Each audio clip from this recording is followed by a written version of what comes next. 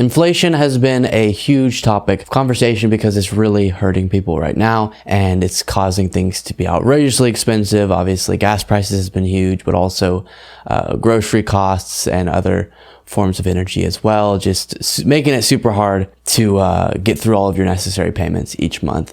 But it looks like we're getting some good news on that front. It's still high, definitely, but we got lower inflation numbers than expected in July, which is indicating we might have seen the peak and then we'll slowly see it slow down and get back to normal eventually as far as inflation goes, which is really good news. And it is going to help the economy. The stock market, whenever these numbers came out, kind of got a huge boost because hope for the future of the economy was a lot higher. And so all of that's good. And I think understanding that over the next couple of years, even though we want it to happen now, we could be seeing somewhat normal is really exciting. But let's read a little bit about it. The data released on Wednesday suggested that U.S. inflation has relaxed more than expected last month.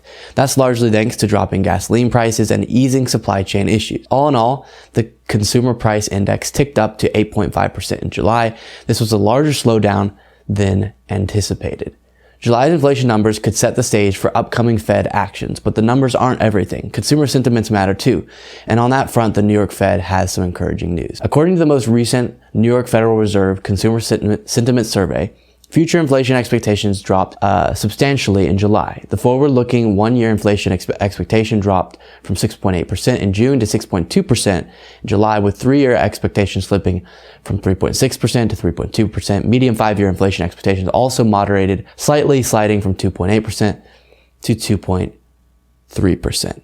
So we're seeing right now, July, or analyzing the inflation that happened in July, we're seeing that there was a slowdown and a larger slowdown in inflation than expected, and an indication that we might be trending towards a decrease kind of every month in that inflation. Obviously, in the inflation growth rate, obviously, not a decrease, not a deflation. But I'm really excited about that because there was starting to be this feeling that we were somewhat hopeless for a while, and you just can't keep having costs go up at this rate. It's so insane. And so understanding that while we still will be seeing prices go up, that increase is going to slow down and hopefully get us back to reasonable. And in the last paragraph I read there, the expectations for the future are looking better now, and that's really good.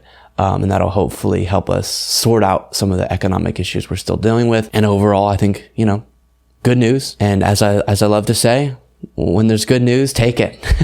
Otherwise, you'll go insane covering American politics. So while obviously it's still high as far as inflation goes, understanding that getting out of such an economic condition as a massive economic crash due to the pandemic is going to cause bad inflation when you're trying to get out of that, and all of the factors we've seen after, as I've discussed before. But maybe we saw the worst of it, and we're gonna get back to normal eventually.